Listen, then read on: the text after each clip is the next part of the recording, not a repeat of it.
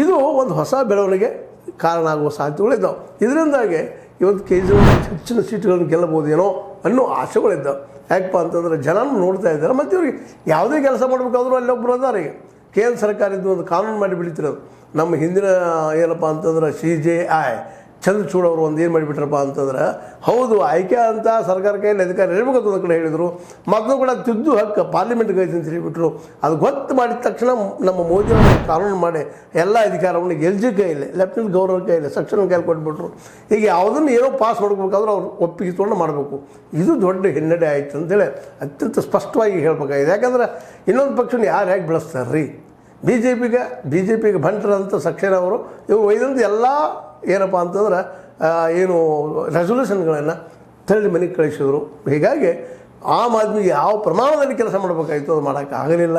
ಇದರಿಂದ ಹೊಡೆತು ಬಿತ್ತು ಅನ್ನೋದು ನಮ್ಮ ಕಾನೂನು. ಇದು ಕಾನೂನ ಈ ಆಮ್ ಆದ್ಮಿಯ ಭಾಳಷ್ಟು ಸೌರಗಳಿಗೆ ಅಂಥ ಪ್ರಸಂಗದಲ್ಲಿ ಅವರು ಸಾರಾಯಿ ಸಲುವಾಗಿ ಏನೋ ಗದ್ದಲ ಮಾಡೋಕೆ ಹೋದ್ರು. ಅದು ಸಹಿತ ಭಾಳಷ್ಟು ತ್ರಾಸು ಮಾಡಿತ್ತು. ಜೈಲಿಗೆ ಹೋಗಿ ಬೀಳುವಂಥದ್ದು ಬಂತು.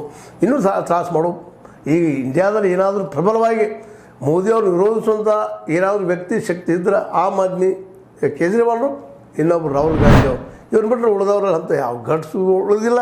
ಮತ್ತು ವೆಸ್ಟ್ ಬೆಂಗಾಲದ ಮಮತಾ ಬ್ಯಾನರ್ಜಿ ಅವರು ಸಹಿತ ತನಗೆ ಎಷ್ಟು ಬೇಕು ಅಷ್ಟು ಲಾಭದ ವಿಷಯದಲ್ಲಿ ನೋಡುವಂಥ ಹೆಣ್ಮಗಳಿದ್ದಾಳೆ. ಅದ ನಂತರದಲ್ಲಿ ನಮ್ಮ ಕೇಜ್ರಿವಾಲ್ರು ಅದಾಗಿದ್ದಾರೆ ಇವತ್ತು.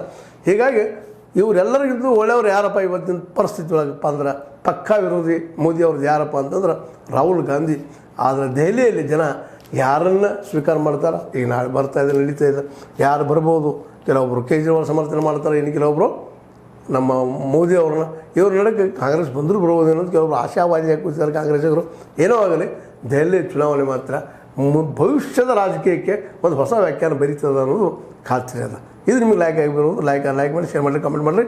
ಜೊತೆಗೆ ಸಬ್ಸ್ಕ್ರೈಬ್ ಆಗೋದು ನಿಲ್ಲಿಸಿ ಹೋಗ್ಬೇಡ್ರಿ. S16 ಅಥವಾ ಹೇ ಸಿದ್ದರಾಮಯ್ಯ ಸಚಿವ ಕೈಗಳಲ್ಲಿ ವಂದನೆಗಳು.